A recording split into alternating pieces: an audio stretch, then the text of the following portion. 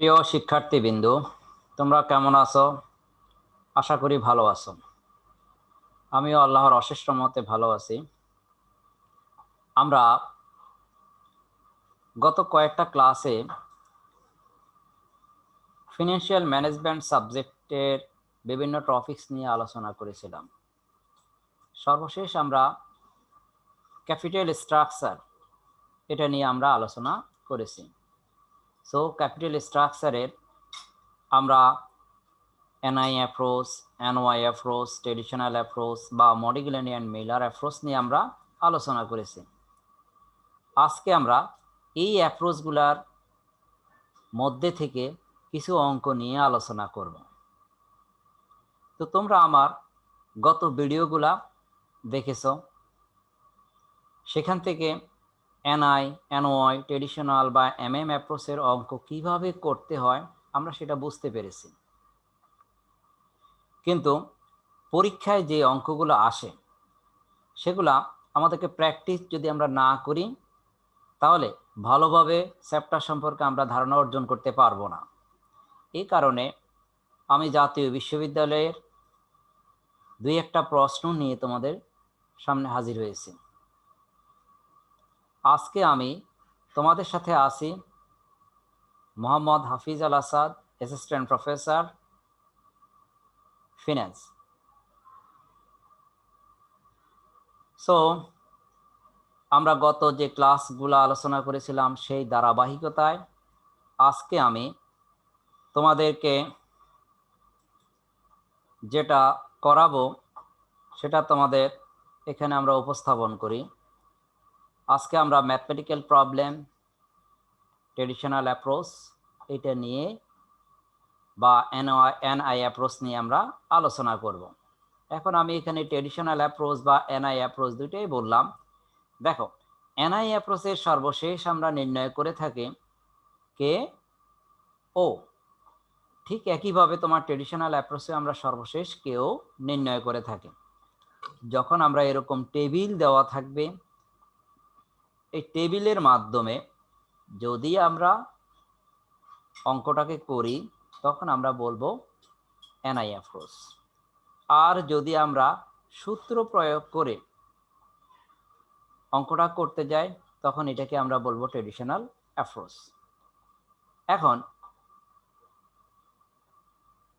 এখানে যে অঙ্কটা আমি দিলাম এটা জাতীয় বিশ্ববিদ্যালয়ের বিবিএ থার্ড ইয়ার এখানে এসেছিল ফিনান্সিয়াল ম্যানেজমেন্ট সাবজেক্টে। এখন আমরা সেই অঙ্কটা আলোচনা করি। বলা হচ্ছে যে assuming no taxes and given the earning before interest and tax, that means EBIT, interest rate at 10% and equity capitalization rate KE below, calculate the total market value of each firm. তোমাকে market value এটা determine করতে বলছে। আমরা traditional approach, NI approach, MM approach এবং NY অ্যাপ্রোচের সূত্রগুলো তোমাদের কাছে দিয়েছি। আমার প্রথম যে 4টা লেকচার দেওয়া ছিল সেই 4টা লেকচারের ভিতরে প্রত্যেকটা অ্যাপ্রোচেরই সূত্রগুলা দেওয়া ছিল। সো আশা করি তোমরা সেই সূত্রগুলা দেখেছ। যারা এখন পর্যন্ত দেখোনি তারা অবশ্যই আমার প্রথম যে 4টা লেকচার সেটা অবশ্যই দেখে নেবে। তাতে সুবিধা হবে কি, তুমি পরবর্তীতে যে ম্যাথমেটিক্যাল প্রবলেমগুলো এখন আমরা আলোচনা করব এগুলো তুমি ইজিলি বুঝতে পারবে। সো আসো, এখানে বলা হচ্ছে যে form A B C D 4টা ফর্মস দেওয়া আছে, তাদের EBIT earning before interest and tax এটা দেওয়া আছে, ইন্টারেস্ট বড় হাতের আই ইন অ্যামাউন্ট এটা দেওয়া আছে, কত পার্সেন্ট সুদে এটা বলছে 10% সুদে এই ইন্টারেস্টের অ্যামাউন্টগুলো দেওয়া আছে, এবং cost of equity as percentage এটা দেওয়া আছে। আমাকে আরও ডিটারমিন করতে বলছে কি and also determine the weighted average cost of capital for each firm, এবং কেউ নির্ণয় করতে বলছে weighted average cost of capital WACC, এটাকে আমরা কেও বা ওভারঅল কস্ট অফ ক্যাপিটাল এটাও বলে থাকি। তাহলে এখন এটা কোন মেথডে করবে, এই অঙ্কের মধ্যে কিন্তু কোনো মেথডের কথা বলা নেই।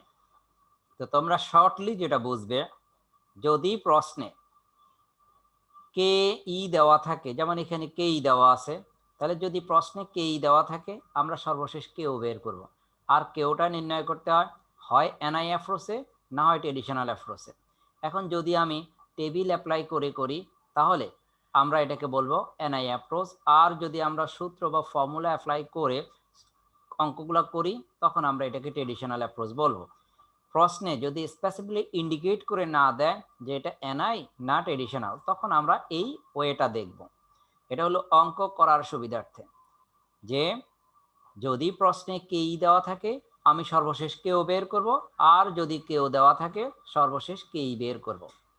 তাহলে এখন আসো আমরা যদি অঙ্কটা সলভ করি, তাহলে এখানে আমাদের কে ই দেওয়া আছে, আমরা সর্বশেষ কেও বের করব। এখন কেও যখন করতে যাব তখন অটোমেটিকলি আমাদের মার্কেট ভ্যালু অফ ফার্ম এটা ডিটারমিন হয়ে যাবে। এখন আসো আমরা যদি অঙ্কটা করি, তাহলে determine the overall cost of capital and value of firms for A B C and D firm, এটা আমরা ডিটারমিন করতেছি। তাহলে আসো আমরা প্রথম বা দ্বিতীয় লেকচারে যেখানে এনআই অ্যাপ্রোচ নিয়ে আমরা আলোচনা করেছিলাম, সেখানে এরকম একটা ডামি ফরম্যাট আমরা দিয়েছিলাম। সেই ডামি ফরম্যাটের মধ্যে এনআই অ্যাপ্রোচের ডামি ফরম্যাট বা এনওআই অ্যাপ্রোচের ডামি ফরম্যাট দেওয়া ছিল। এখন সেই আলোকে এখানে কিন্তু অঙ্কটা করতে হচ্ছে। তাহলে দেখো আমরা লিখলাম পার্টিকুলার্স, যেহেতু আমার এখানে ফর্ম 4টা, তাই আমরা 4টা ফর্মে লিখলাম, form A, form B, form C, form D. এখন আসো ফর্ম প্রত্যেকটা ফর্মের অবস্থানটা আমরা লিখলাম এবং পার্টিকুলার্স বা বিবরণ এটা লিখলাম। এখন দেখো EBIT, earning before interest and tax, আমার প্রশ্নে দেওয়া আছে EBIT for A B C D, এখানে 2 লাখ, 3 লাখ, 5 লাখ, 6 লাখ আমার দেওয়া আছে, আমরা লিখলাম 2 lakh, 3 lakh, 5 lakh, 6 lakh. Less interest, interest in amount, এটাও প্রশ্নে দেওয়া আছে, আমরা লিখলাম 20,000, 60,000, 2 লাখ এবং 2,40,000। অনেক ক্ষেত্রে আমার এই ইন্টারেস্টের অ্যামাউন্টটা দেওয়া থাকে না, তখন ডেপ্টের অ্যামাউন্ট বা ঋণের অ্যামাউন্ট দেওয়া থাকে এবং সুদের হার দেওয়া থাকে, তখন ঋণের উপরে আমরা এই সুদের পার্সেন্টেজটা ডিটারমিন করলে আমরা ইন্টারেস্টটা পেয়ে যাব। তবে আমাদের এই অঙ্কে সেটা প্রয়োজন নাই। কেন প্রয়োজন নেই? কারণ প্রশ্নে ইন্টারেস্ট ইন অ্যামাউন্টটা দেওয়াই আছে, এই কারণে আমাদের এটার প্রয়োজন নেই। সো আমরা লিখলাম 20,000, 60,000, 2 লাখ, 2,40,000। এখন তুমি বিয়োগ করো, বিয়োগ করলে যেটা পাওয়া যাবে net income for equity share holders, এটাকে আমরা সংক্ষেপে এনআই বলি। তাতে আমাদের এখানে 1,80,000, 2,40,000, 3 লাখ এবং 3,60,000 টাকা বিয়োগ করার পরে আমরা এই অ্যামাউন্টগুলো পেলাম। এরপরে আসো ইকুইটি ক্যাপিটালাইজেশন রেট কেই। এখন আমাদের এই প্রশ্নে কেই দেওয়া আছে 12%, 16, 15 অ্যান্ড 18%, কিন্তু আমরা অঙ্কের ভিতরে যখন এগুলোকে পুট করতে যাব তখন আমরা পার্সেন্টেজ ফরম্যাটে বসাবো না, সেটাকে বসাবো ডেসিমেল ফরম্যাটে। কারণ এই পার্সেন্টেজ ফরম্যাটের সাথে 100 গুণ করা আছে, তাই 100টাকে আমরা বাদ দিয়ে এখানে বসাবো। তাহলে লিখলাম 0.12, দ্যাট মিনস 12%, 16% 0.16, 15% 0.15 and 18% 0.18। এরপরে আসো market value of equity share, যেটাকে আমরা সংক্ষেপে এস দ্বারা প্রকাশ করি। এখন এই এসটা আমরা কিভাবে নির্ণয় করি? এটা হচ্ছে নেট ইনকাম ডিভাইডেড বাই কেই, নেট ইনকাম ডিভাইডেড বাই কেই। তাহলে নেট ইনকাম আমাদের এখানে যেমন ফর্ম এতে আছে 1,80,000 ডিভাইডেড বাই কেই 0.12, সো ভাগ করলে আমরা পাবো 15 লাখ। আবার এখানে 2,40,000কে 0.16 দ্বারা ভাগ করলে 15 লাখ, আবার 3 লাখকে 0.15 দ্বারা ভাগ করলে তোমার 20 লাখ, এবং 3,60,000কে 0.18 দ্বারা ভাগ করলে 20 লাখ। এইভাবে আমার অ্যামাউন্টগুলো পাওয়া যাচ্ছে। এটা হচ্ছে মার্কেট ভ্যালু অফ শেয়ার। এখন আসো মার্কেট ভ্যালু অফ ডেট, সংক্ষেপে আমরা বি দ্বারা প্রকাশ করি। B means market value of debt. So market value of debt আমাদের এই অঙ্কে দেওয়া নেই। সো ইন্টারেস্ট ইন অ্যামাউন্টকে তুমি যদি ইন্টারেস্ট রেট বা কেডি এটা দ্বারা ভাগ করো, তাহলেই তুমি মার্কেট ভ্যালু অফ ডেট বা ঋণের পরিমাণ পেয়ে যাবা। তাহলে এখন এখানে দেখো interest in amount A form এতে দেওয়া আছে 20,000 এবং তার সুদের পরিমাণ বা সুদের রেট এটা দেওয়া ছিল কত? 10%। সো 20,000কে যখন তুমি 0.10 মানে 10% এটা দ্বারা ভাগ করবা, তখন তোমার রেজাল্ট বের হবে 2 লাখ। সো এই 2 লাখটা হবে তোমার ঋণ। বা ডেট, এইভাবে তুমি পরবর্তীগুলা বের করবা। তাহলে 20,000 এখানে যেমন 20,000 ইন্টারেস্ট এবং ইন্টারেস্ট রেট হচ্ছে 0.10, 10%, 10% প্রত্যেকটার জন্যই, ফার্ম এ বি সি ডি সবগুলোর জন্যই তোমার সুদের হার হচ্ছে 10%। তাহলে তুমি সুদগুলাকে যখন 10% বা 0.10 দ্বারা ভাগ করবা, তখনই তুমি ঋণের পরিমাণ পাবা, যেটাকে আমরা ডেপ্ট এটা দ্বারা প্রকাশ করি, বি এটা দ্বারা প্রকাশ করি। সো আমরা এ তে পাচ্ছি 2 লাখ, বি তে পাচ্ছি 6 লাখ, সিতে পাচ্ছি তোমার 20 লাখ এবং ডিতে পাচ্ছি 24 লাখ। এখন তুমি এই দুইটা ফিগার যোগ করো। So total value of firm V equal to হচ্ছে এস প্লাস বি, অর্থাৎ market value of share plus market value of debt, এই দুইটা যখন আমরা যোগ করব তখন আমরা পাবো total value of firm. So value of firm for A হচ্ছে 17 লাখ, বি হচ্ছে 21 লাখ, সি হচ্ছে 40 লাখ অ্যান্ড ডি হচ্ছে 44 লাখ। এরপরে আসো, আমাদের রিকোয়ারমেন্টস 1 শেষ হলো। রিকোয়ারমেন্টস 1-এ বললো value of firm for each firm, তাহলে আমরা value of firm for each firm এটা বের করে ফেললাম। Total value of firm for each firm এটা আমরা বের করলাম। এ ফার্মে 17 লাখ, বি ফার্মে 21 লাখ, সি ফার্মে 40 লাখ অ্যান্ড ডি ফার্মে 44 লাখ। এখন যদি এখানে বলতো যে তুমি which firm should you select, তখন আমরা কি করতাম, যেই ফার্মের মার্কেট ভ্যালু সবচেয়ে বেশি আমরা সেটাই সিলেক্ট করতাম, কারণ ভ্যালুর ক্ষেত্রে যেটা বেশি আমরা সেটাকে সিলেক্ট করব, আর কস্টের ক্ষেত্রে হচ্ছে কি যেটা কম সেটা আমরা সিলেক্ট করব। তাই ভ্যালুর ক্ষেত্রে যদি সিদ্ধান্ত দিতে হতো আমরা ডি ফার্মটাকে আমরা সিলেক্ট করতাম। এখন আসো লাস্ট ওয়ান যেটা বলছে রিকোয়ারমেন্ট 2, সেক্ষেত্রে বলছে weighted average cost of capital, weighted average cost of capital বা ডব্লিউএসিসি, এটাকে আমরা ওভারঅল কস্ট অফ ক্যাপিটালও বলে থাকি। এখন এটা কেও ডব্লিউএসিসি অর কেও, এটা সূত্র হচ্ছে EBIT divided by V into 100। কিন্তু যদি প্রশ্নে ট্যাক্স রেট দেওয়া থাকতো তখন আমরা লিখতাম এখানে EBIT into 1 minus T divided by V into 100, যেখানে V means value of firm, আমরা এখানে বের করলাম যেটা 17 লাখ, 21 লাখ, 40 লাখ, 44 লাখ এটা। আর ইবিআইটি সেটা প্রশ্নে দেওয়া ছিল, এতে হচ্ছে 2 লাখ, বিতে 3 লাখ, সিতে 5 লাখ এবং ডিতে 6 লাখ। এখন আমরা এই ইবিআইটিকে ভ্যালু অফ ফার্ম দ্বারা ভাগ করে ইন্টু 100 করলে এটা পার্সেন্টেজ আসবে। সো আমরা প্রথম যেটা firm A 2 lakh divided by 17 lakh into 100 করলে 11.76% এটা বের হবে। ফার্ম বিতে হচ্ছে 3 lakh divided by 21 lakh into 100 করলে তোমার বের হবে 14.29। এরপর একটা হচ্ছে 5 lakh divided by 40 lakh into 100 করলে 12.5%। অ্যান্ড লাস্ট ওয়ান ডি ফার্মের ক্ষেত্রে 6 lakh divided by 44 lakh into 100 করলে 13.64% এটা ডিটারমিন হবে। তাহলে আমরা ওভারঅল কস্ট অফ ক্যাপিটাল কিভাবে নির্ণয় করতে হয় এটা আশা করি শিখে গেছি। এটা according to NI approach or traditional approach, যেহেতু টেবিল দিয়ে করা তাই এটাকে আমরা বলবো এনআই অ্যাপ্রোচ। এখন এখানে দেখো, যদি সিদ্ধান্ত দেওয়ার কথা বলা হতো তাহলে সিদ্ধান্তটা তোমার কিসের মাধ্যমে, ভ্যালুর মাধ্যমে না কস্টের মাধ্যমে? যদি ভ্যালুর মাধ্যমে সিদ্ধান্ত দিতে হয় তাহলে যার ভ্যালু বেশি, ভ্যালু বলতে এখানে মূলত অ্যাসেট ভ্যালুকে বোঝানো হয়, তাহলে অ্যাসেট ভ্যালু যার, সম্পদের মূল্য যার বেশি আমরা সেটাই সিলেক্ট করি। আর কস্টের ক্ষেত্রে যদি সিদ্ধান্ত দিতে হয় তাহলে যার কস্ট বা খরচ যেখানে কম আমরা সেটাই সিলেক্ট করব।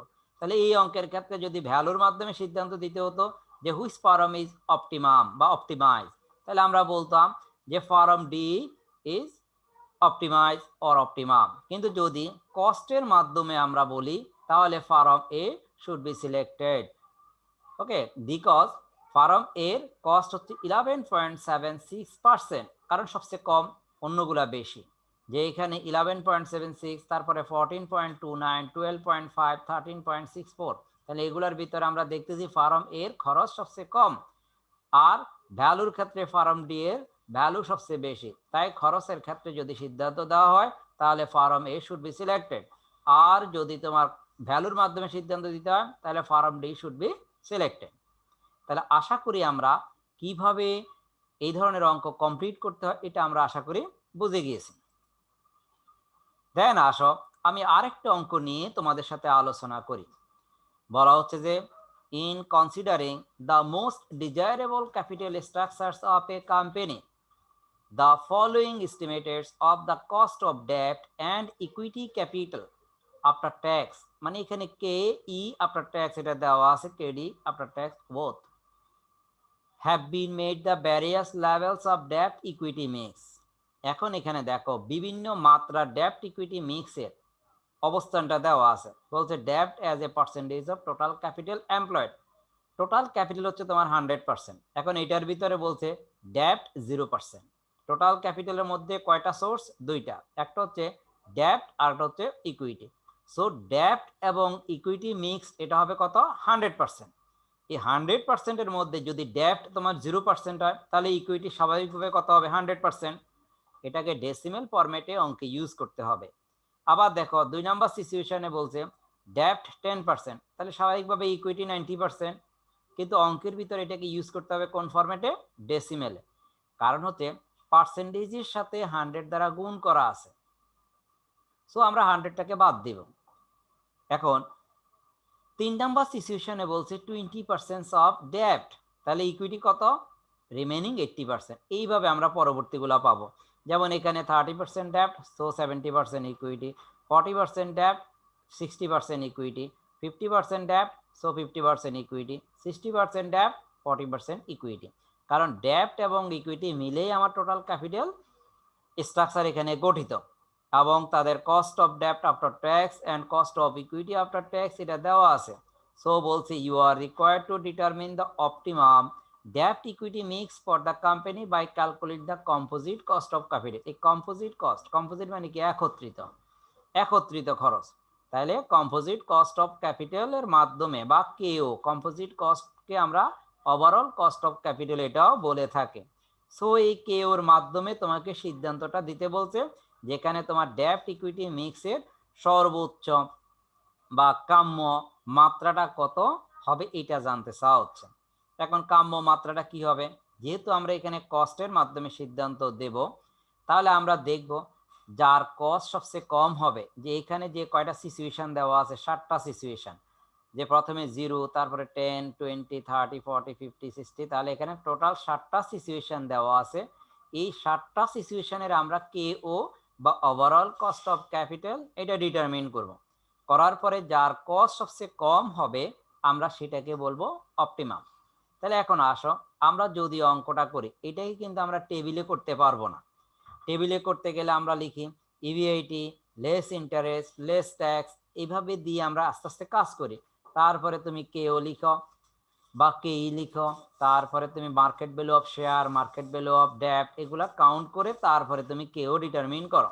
কিন্তু এখানে প্রথমেই দেখো ইভিআইটি কিন্তু দেওয়া নেই, তারপরে ইন্টারেস্ট এটা দেওয়া নেই।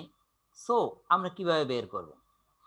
আমরা যেহেতু এখানে আমার ইভিআইটি প্রশ্নে দেওয়া নেই, সো আমি তো আর ইভিআইটি লিখতে পারতেছি না। এই কারণে আমাদের কাজ কি হবে? আমরা টেবিল অ্যাপ্লাই ছাড়া এটাকে করব। তার মানে এটা হচ্ছে ট্রেডিশনাল অ্যাপ্রোচের অঙ্ক। আমি প্রথমেই বলেছিলাম যে যদি আমরা টেবিল অ্যাপ্লাই করে অঙ্কটা করি তখন আমরা এটাকে বলবো এনআই অ্যাপ্রোচ, আর যদি টেবিল ছাড়া সূত্র অ্যাপ্লাই করে করি তখন আমরা এটা বলবো ট্রেডিশনাল অ্যাপ্রোচ। তাহলে এই অঙ্কটা হবে মূলত ট্রেডিশনাল অ্যাপ্রোচ। তাহলে এখন আসো আমরা যদি অঙ্কটা করতে যাই, আমি লিখলাম কেডি, প্রথমে যে পার্সেন্টেজগুলো প্রশ্নে দেওয়া ছিল আমরা সেই পার্সেন্টেজগুলো লিখলাম, যে 5% first situation, 5, 5 first, second, third, fourth, fifth, এভাবে 7 পর্যন্ত তাদের এই কেডিগুলো লিখলাম 5, 5, 5, 5, 5.5, 6, 5, 6.5 and 7%, এগুলো আমরা লিখলাম।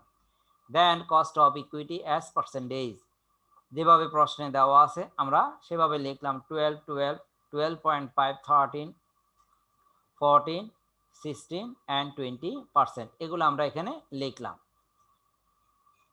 এরপরে আসো এখন আমরা এখানে লিখলাম যে weight for equity, weight for equity এবং ওয়েট ফর ডেপ্ট। তাহলে ডেপ্টের ওয়েটটা প্রশ্নে দেওয়া আছে, যেমন এখানে 0 প্রথমটায়, তাহলে ইকুইটি কত হবে? 1। এখন কিভাবে বুঝলাম? কারণ ওয়েট ফর ডেপ্ট বা তারা বলছে টোটাল ক্যাপিটালের ভিতরে ডেপ্ট হচ্ছে 0%, তাহলে লিখলাম 0। তাহলে টোটাল হচ্ছে ডেপ্ট এবং ইকুইটি মিলে টোটাল 100% হওয়ার কথা। তো 100%-এর মধ্যে যদি ডেপ্ট 0 হয় তাহলে ইকুইটি হবে 1। এটাকে আমরা ডেসিমেলে লিখলাম। ডেসিমেল কিভাবে ডিটারমিন করব? পার্সেন্টেজটাকে 100 দ্বারা ভাগ করলে ডেসিমেলে কনভার্ট হয়। দেখো দ্বিতীয় সিচুয়েশনে ডেপ্ট ছিল 10%, সো 10%কে 100 দ্বারা ভাগ করো, ভাগ করলে আসতেছে কত? 0.1। সো 10% যদি ডেপ্ট হয়, ইকুইটি কত? 90%। 90-কে যদি 100 দ্বারা ভাগ করো 0.9। এইভাবে 20% 80%, 30% 70%, 40% 60%, 50% 50%, 60% 40%, এগুলোকে আমরা ডেসিমেলে কনভার্ট করলাম। সরি, এখন আসো আমরা কেওটা ডিটারমিন করতেছি। তাহলে কেও সমান cost of ডেপ্ট wait for ডেপ্ট plus cost of equity weight for equity. এটাকে আমরা আলাদা আলাদাভাবে সিচুয়েশন অনুযায়ী করতে পারি। যে এখানে আমি ঘরের ভিতরে করলাম কিন্তু টেবিল অ্যাপ্লাই হয়নি। টেবিল অ্যাপ্লাই বলতে আমরা যে ডামি চার্টটা দিয়েছিলাম সেই ডামি চার্ট কিন্তু এখানে প্রয়োগ হয় না। ডামি চার্ট কোনটা? যে EBIT less interest equal to EBT less tax equal to EAT or net income, এরপরে তোমার cost of equity then market value of share, তারপরে এটার সাথে প্লাস মার্কেট ভ্যালু অফ ডেপ্ট, সো ভ্যালু অফ ফার্ম। এইভাবে আমরা কিন্তু এই টেবিল অ্যাপ্লাই করিনি। এটাকে আমরা আলাদা আলাদাভাবে করতে পারতাম, যে সিচুয়েশন 1 দিয়ে এখানে যেভাবে আছে এইভাবে কাউন্ট করে নিতে পারতাম। আমরা এইভাবে না করে শুধু একটা ঘরের ভিতরে ওই সিচুয়েশনগুলোকে উপস্থাপন করলাম। তাহলে এখন দেখো কস্ট অফ ডেপ্ট কেডি, তাহলে আমার কেডি কত? 5% into cost of weight for ডেপ্ট, এটা কত? 0। তাহলে 5 ইন্টু 0 ক্যালকুলেশন করলে কত আসে? 0। আবার 12 ইন্টু 1 ক্যালকুলেশন করলে 12। সো এইভাবে আমরা পরবর্তীগুলো যখন এইভাবে করব, যে 5 ইন্টু 0.1 এটা ক্যালকুলেশন করলে 0.5 প্লাস 12 ইন্টু 0.9, তাতে আমার 9 12 10.8, 10.8 প্লাস হলো 0.50, তাতে আমাদের আসবে 11.3%। সো এইভাবে আমরা পরবর্তী যা আছে সবগুলা ক্যালকুলেশন করব। এখন করার পরে আমাকে বলছে অপটিমাইজ কোনটা হবে। এখন এখানে দেখো আমরা এই যে কস্টগুলা বের করলাম, এটার ভিতরে সর্বোচ্চ খরচ এটা আমাদের জানার দরকার নেই, আমাদের দেখতে হবে সর্বনিম্ন। কারণ যেহেতু আমরা বলেছিলাম কস্টের মাধ্যমে সিদ্ধান্ত দিতে হলে খরচ যা সবচেয়ে কম আর ভ্যালুর মাধ্যমে দিতে গেলে ভ্যালু যা সবচেয়ে বেশি, সেটাই হচ্ছে কি অপটিমাইজ। তাহলে এখানে আমরা দেখতেছি 10.75% যেটা, এই ক্ষেত্রে খরচ হচ্ছে সবচেয়ে কম। এখন এখানে দেখো ডেপ্ট এটা 30% ইউজ করা হয়েছে আর ইকুইটি 70%, অর্থাৎ সিচুয়েশন 4 এটা। দেখো 1 2 3 4 চতুর্থ সিচুয়েশন। তাহলে আমরা এখন বলতে পারি the optimum debt equity mix for the company is at a point where the composite cost of capital is minimum. So when debt is 30% of the total capital employed, the KO is lowest. কারণ যেখানে ডেপ্ট 30% use করা হলো সেখানে আমরা cost দেখতেছি কি সবচেয়ে খরচ কম। So therefore 30% debt and 70% equity mix would be optimum debt equity mix for the company. তাহলে আমরা আশা করি এটা বুঝতে পেরেছি। সো আমরা এই ক্যাটাগরির অঙ্ক বুঝলাম যে কিভাবে এনআই অ্যাপ্রোচ বা ট্রেডিশনাল অ্যাপ্রোচের অঙ্ক কমপ্লিট করতে হয়, এটা আমরা আশা করি বুঝতে পেরেছি, এটা আমরা বুঝে গিয়েছি। আমরা পরবর্তীতে ইউনিভার্সিটির যে অঙ্কগুলো এসেছে আরও কিছু অঙ্ক তোমাদের জন্য সলভ করব। তো এখন পর্যন্ত যারা আমার এই চ্যানেলটাকে সাবস্ক্রাইব করোনি তারা এক্ষুনি সাবস্ক্রাইব করে দাও এবং পাশে থাকা বেল আইকনটি প্রেস করো, যাতে পরবর্তী ভিডিও সবার আগে তুমি পেয়ে যাও। এবং বন্ধুদের মাঝে বেশি বেশি করে শেয়ার করো, যাতে তারা এই ভিডিওগুলা থেকে তারাও উপকৃত হয়। আর যদি তোমাদের এই লেকচারগুলো ভালো লাগে তাহলে অবশ্যই লাইক বাটন প্রেস করবে, এতে ইন্সপিরেশনটা বৃদ্ধি পায়। কারণ তখন আমি বুঝবো যে আমার এই ক্লাসগুলোর মাধ্যমে তোমরা উপকৃত হচ্ছ, এতে নিজের কাছে ভালো লাগবে। তো আজ এ পর্যন্ত। পরবর্তী ক্লাসে আরও কিছু ম্যাথমেটিক্যাল প্রবলেম যেটা তোমাদের ইউনিভার্সিটিতে এসেছে এই ধরনের প্রবলেম নিয়ে আসব। তো আজ এ পর্যন্ত সবাই ভালো থাকো, সুস্থ থাকো। আল্লাহ হাফেজ।